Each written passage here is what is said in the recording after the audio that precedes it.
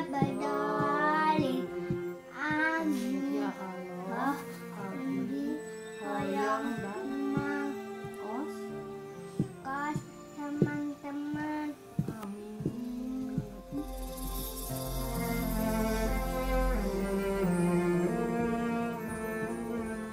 Ya gimana caranya biar Aymar itu bisa kalau memang laki-laki ya takdirkan jadi laki-laki lah gitu. Jadi biarpun saya meninggal juga kan tenang gitu saya tuh Pak. Jangan sampai saya punya beban seperti ya istilahnya anak saya itu. Kalau memang saya punya harta mungkin sudah saya jual dari dulu juga saya itu demi anak saya itu.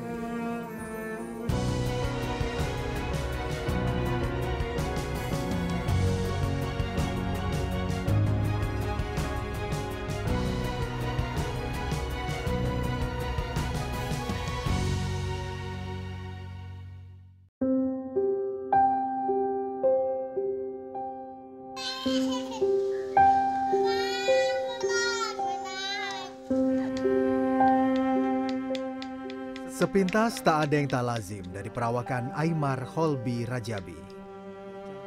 Bocah berusia 5 tahun itu tampak biasa-biasa saja. Namun ternyata Aymar menderita kelainan pada alat kelaminnya. Sebuah keadaan yang membuat aktivitasnya terbatas.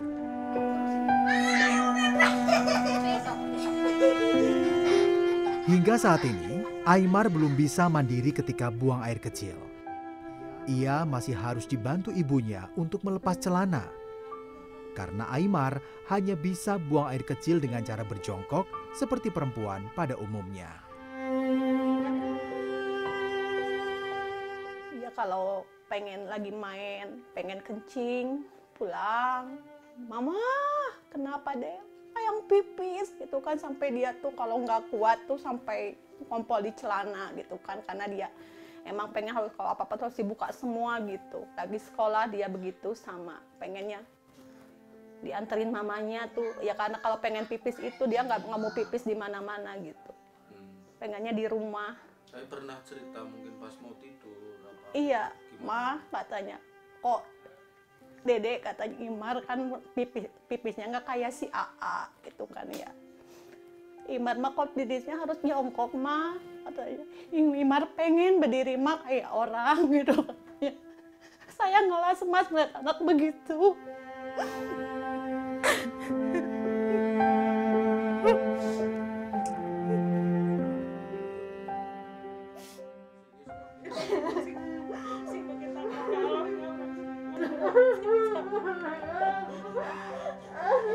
Dia susah bergaul sama orang. Sama anak yang lain dia pasti main sendiri gitu. Karena kenapa? Kalau dia main sama orang lain, mungkin bebannya dia tuh karena udah tahu orang-orang pada ngomong anak-anaknya, makanya dia pasti memisah sendiri.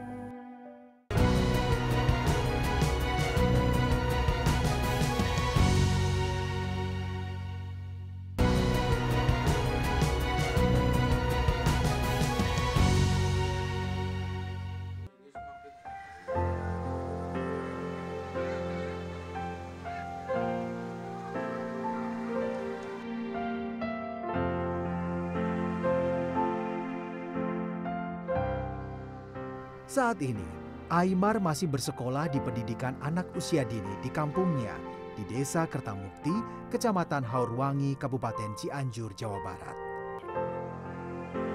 Menurut gurunya, Aymar termasuk anak yang cerdas dan mampu mengikuti pelajaran. Hanya saja, Aymar hanya mau bersekolah jika ditemani ibunya. Ia takut jadi bahan ejekan, apalagi ketika harus buang air kecil.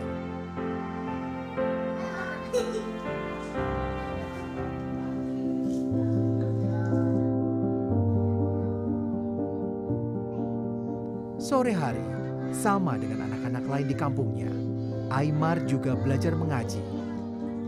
Ia ternyata cukup cepat menghafal pelajaran yang disampaikan.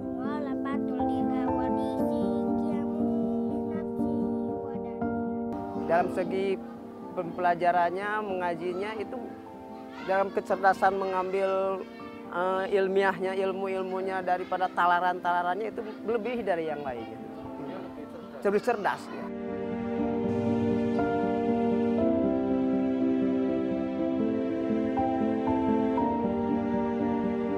Namun, kecerdasan Aimar tak membuatnya percaya diri.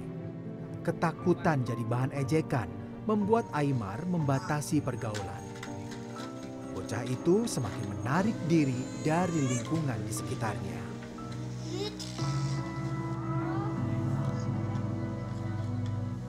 Sekarang udah masuk sekolah PAUD, dia susah bergaul sama orang. Sama anak yang lain, dia pasti main sendiri gitu. Karena kenapa? Kalau dia main sama orang lain, mungkin bebannya dia tuh, karena udah tahu orang-orang pada ngomong anak-anaknya, makanya dia pasti memisah sendiri. Itu pun harus ditemenin. Apakah anak saya mau jadi bahan bulian gitu ya? Saya di situ maka saya lingkungan di sini aja seperti itu dia mindernya, apalagi kalau sudah di luar, sudah masuk SD, saya nggak kebayang.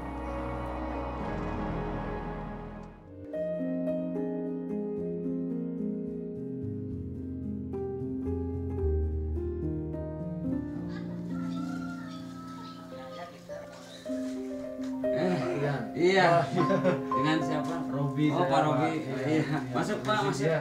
Tim Berbuat Baik datang ke rumah keluarga Aimar di Cianjur, Jawa Barat, mencoba mencari tahu apa saja upaya yang telah dilakukan orang tua Aimar agar putranya menjadi laki-laki normal.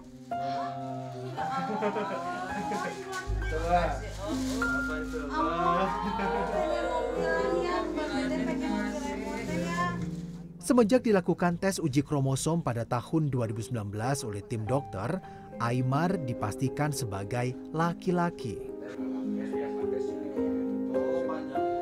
Pas umur 7 bulan kan kalau papan USG ya, saya USG lagi perempuan. Nah pas umur 8 bulan, kata dokter gini, dok, ini anak saya apa gitu ya. Terus kata dokter gini, anak ibu dibilang perempuan, ada monasnya, bilang laki-laki, ada belahannya. Ya minggu itu katanya dibilang laki bukan, perempuan bukan. Sebenarnya waktu itu saya udah menanggung beban ya. Gimana malunya gitu kan, orang-orang taunya kan anaknya itu laki pas keluar.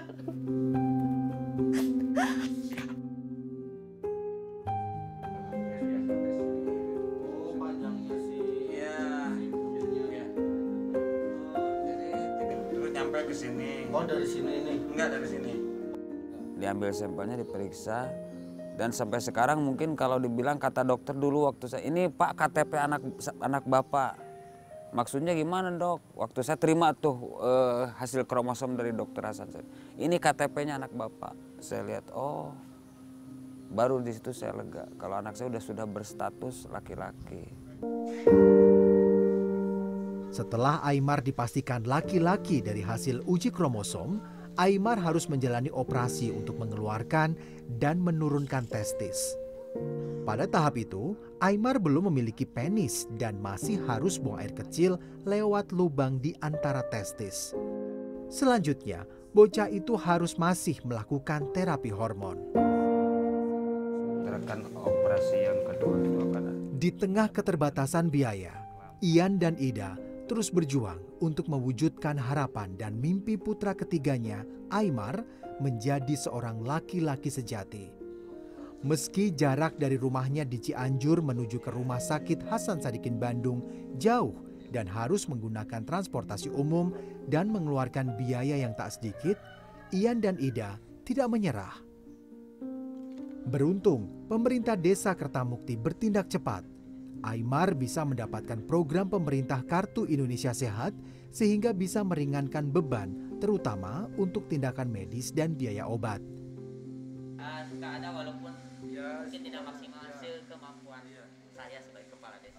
Sayangnya, tidak semua tindakan medis dan obat maupun terapi hormon bisa ditanggung oleh BPJS Kesehatan atau program Kartu Indonesia Sehat. Seketika itu mungkin proses berjalan. Dan waktu itu yang saya tahu Pak Ian dan dibekali oleh Kartu Indonesia Sehat langsung ke Rumah Sakit Hasan Sadikin. Ananda Aimar, anak daripada Pak Ian, mungkin masih kecil, tapi tetap memerlukan penanganan, karena kalau berlarut-larut kasihan buat pribadi Aimarnya dan kasihan juga buat keluarganya.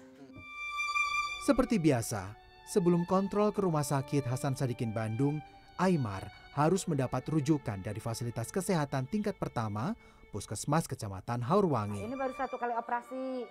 Jadi sekarang tahap 2 dan tahap berikutnya. Di sini, Aimar juga diperiksa kesehatannya secara umum. Setelah itu, ia masih harus mendapat rujukan dari fasilitas kesehatan tingkat kedua Rumah Sakit Daerah Cianjur. Dari psikis juga harus psikolog yang menangani. Karena akan dibentuk kemana ini anak. Terus dari pemeriksaan berlanjut juga. Dan operasi juga masih harus, Pak. Masih panjang? Iya, masih panjang. Menjadi anak yang berbeda membuat Aimar menjadi lebih dekat dengan orang tuanya. Seringkali Aimar bertanya, kapan ia bisa menjadi laki-laki normal? Dia udah nggak mau main sama orang. Udah minder, Mas. Banyak orang yang katanya Imar mah bukan laki-laki tapi ada itunya, katanya begitu. Namanya saya orang tua, apalagi ibu ya. Gak mau anak saya.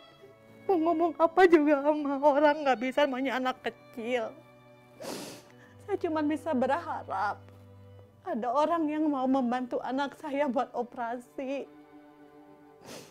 Kalau sekarang kan ke rumah sakit entar Bu, 2 bulan lagi Bu.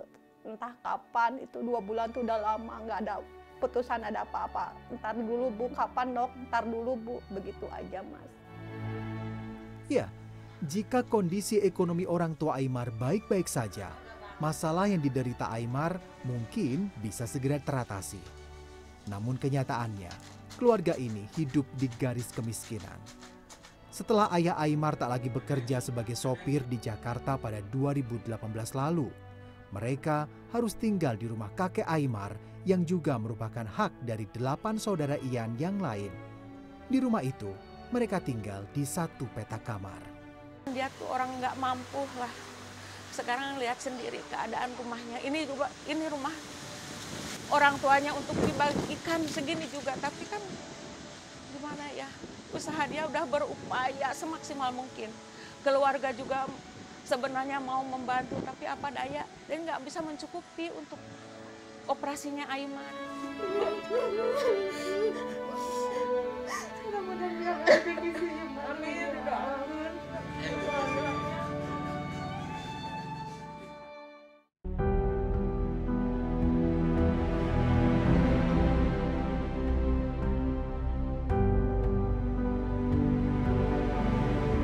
Ngelihat saya gitu, orang lain adanya atau anak-anaknya yang bahagia, mungkin semua orangnya sudah bisa beli sepeda, sepatu roda, cuman adik saya kadang dapat sepeda bekas, sepatu bekas.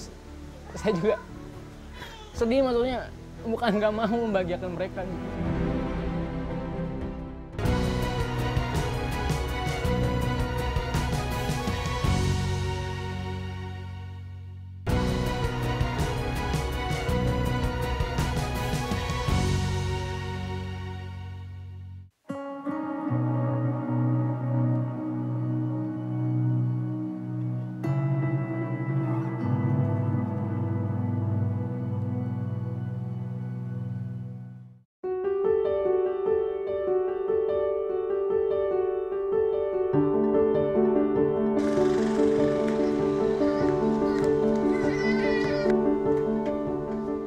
Dengan berbekal sedikit kemampuan elektronik, Ian, ayah Aimar, menerima jasa perbaikan alat-alat elektronik di rumahnya.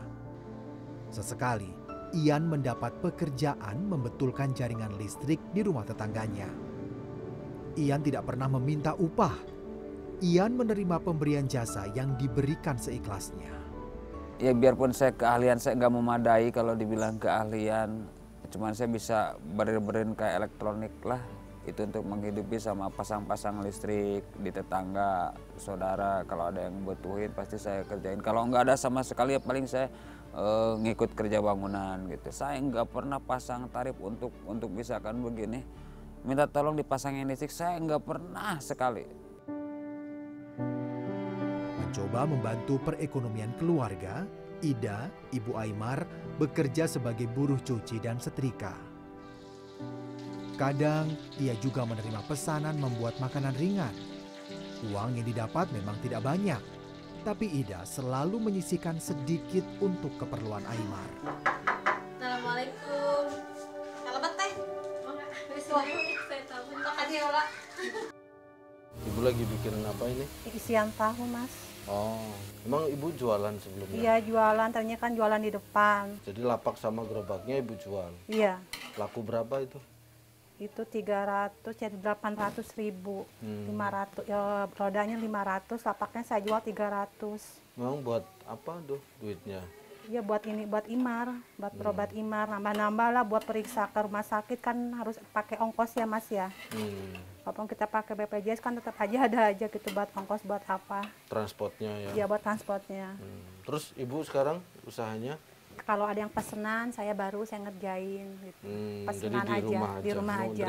Terima Iya, pesanan. iya. Ini ada pesanan. Ada pesanan, alhamdulillah. Muhammad Ilyas Isam Akbar, kakak tertua Aimar yang baru 2 tahun lulus SMA, kini sudah mulai bekerja di Bandung. Melihat kondisi orang tuanya serta adiknya Aimar, Isam bertekad untuk membantu orang tuanya dan membahagiakan adiknya. Isam ingin melihat orang tuanya dan adiknya bahagia. Isam merasakan betapa adiknya sangat tertekan dan ingin hidup normal seperti orang lain.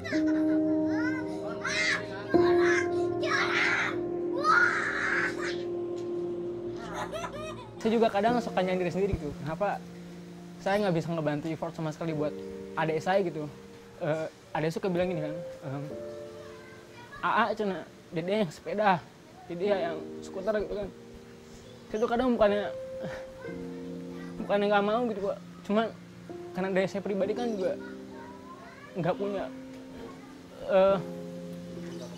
kemampuan, kecukupan gitu. Apalagi ngelihat saya gitu, orang lain adanya atau anak-anaknya yang bahagia, mungkin semua orangnya sudah bisa beli sepeda, sepatu roda. Cuman adik saya kadang dapat sepeda bekas, sepatu bekas. Saya juga sedih, maksudnya bukan nggak mau membahagiakan mereka gitu.